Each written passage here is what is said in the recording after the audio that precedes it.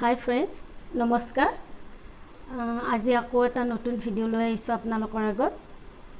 পেলনীয়া কাৰ্ডবোৰ্ডেৰে মই কেনেদৰে শোপিস এটা বনাইছো আপোনালোকৰ আগত দেখুৱাম। ইয়া চাওক। পাথৰ লগাই মই কেনেদৰে বনাইছো। আপোনালোকেও ঘৰত ট্ৰাই কৰিব পাৰে। প্লিজ কমেন্ট কৰি জনাব কেনেকুৱা হৈছে। আৰু যদি ভিডিওটো চাই ভাল পায় লাইক শেয়াৰ আৰু সাবস্ক্ৰাইব কৰি দিব থ্যাংক ইউ